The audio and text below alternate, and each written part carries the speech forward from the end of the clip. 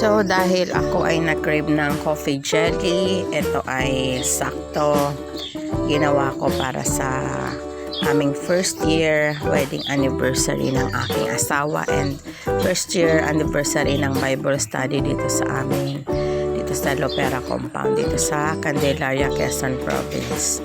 Simple lang ang procedures nito, guys. Very easy, quick. Masusundan nyo agad kahit sino siguro magagawa to.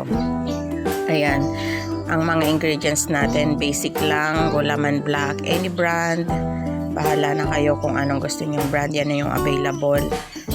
So sa instructions is kada isang sachet is 1.5.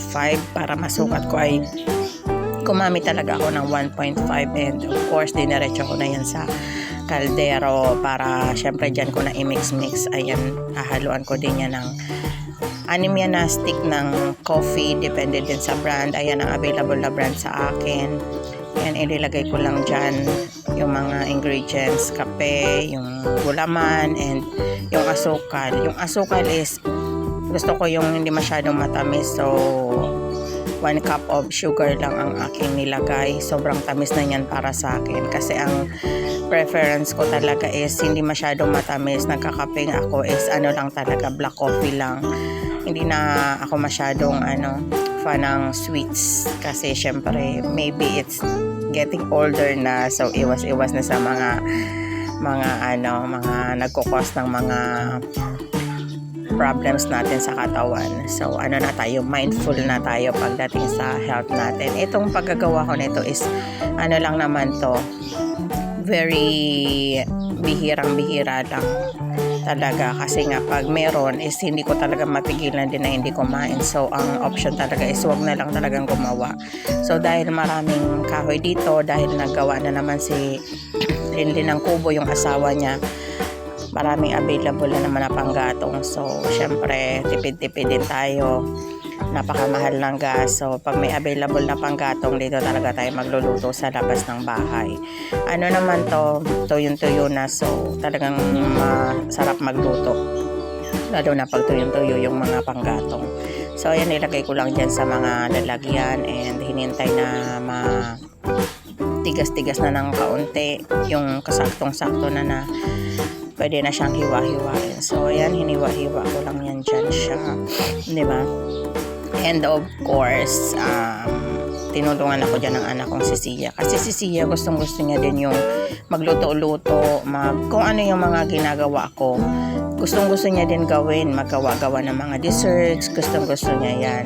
So mag-a-add din tayo dyan ng all-purpose cream, kahit anong brand, bahala din kayo. Ayan yung available ko. Ayan, chilled overnight yan para mag-double yung volume niya.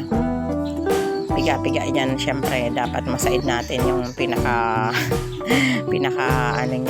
ilalim. Mahal na din ang all-purpose cream. Parang dati nasa lang to parang nasa 50 plus, ngayon parang 70 plus na siya. Diyos ko, grabe talaga ang inflation. Pag namimili nga ako, hindi ko na lang tinitingnan yung mga prices kasi grabe, parang wala kang mabibili kung titingnan mo yung mga prices, kasi kung hindi lang talaga kailangan, hindi talaga bibilin di ba? Kasi nga sa sobrang hirap ng buhay ngayon, grabe, lahat nagmamahal na. Ito lang talaga yung dito sa amin, yung perks, kasi malapit kami sa mga farms, so may mga lupa din na pwedeng pagtaniman ng kung ano-anong gulay. So ayun, nakakapagtanim din. Tapos yung mga friendships natin dito, pag may mga available sila na mga sobra-sobrang gulay sa kanila or fruits, kagaya nga ngayon is may mga sobra silang mga pakuan, watermelon. So kasi pagka na siya, na harvest na nung bumili, may mga tira pa yan, yung mga reject, mga masyadong malaki, masyadong maliit, tapos mga deform, hindi maganda yung sizes. Ayan, iniiwan na yan ng mga nakakontrata. So nandyan na lang yan sa farm. So ang gagawin namin, makiki-harvest kami para syempre fresh from the farm. Perks talaga yun ng malapit dito kasi libre there's nothing best pag libre, di ba? Ayan, nag-double na nga yung volume niya. Napakwento na tuloy ako. Ayan, inilagay ko na dyan yung hiniwa-hiwa kong jelly. Bali, 3 lalagyan yan. Tapos pala, naglagay din ako dyan ng maliliit na sago. Hindi ko na nabidyohan yung pagluluto niyan. Pero niluto ko din yan dito sa kahoy. Ayan, tumigas na nga siya. Kasi hindi ko siya nalagyan ng danayin ko lang siya. Pagkatapos niyang maluto, danayin ko lang. So, nagkapit-kapit na siya. Pero goods naman yan.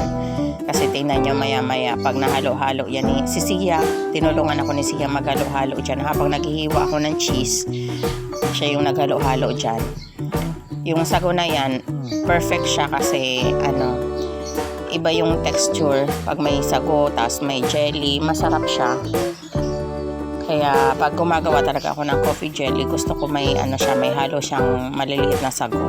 Yan, naghalo-halo na dyan si ate. Ginagawa ko dyan, ihiwa ako ng cheese kasi gusto ko talaga yung ang cheese, diba maalat. So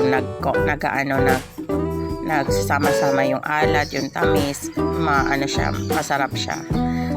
Tapos ayan, halo-halo lang, diba?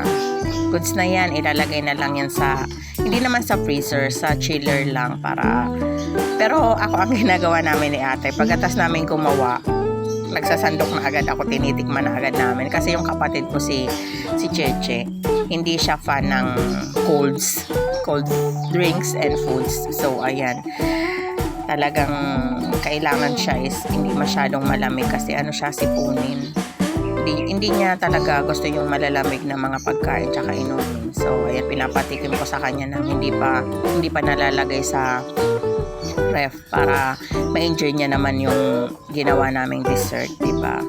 So ayan, madaming cheese ang nilagay ko dyan. Yung maliit na kamay na yan si Sia, yan nakakatuwa lang kasi nung minsan gumawa din ako ng jelly flan naman.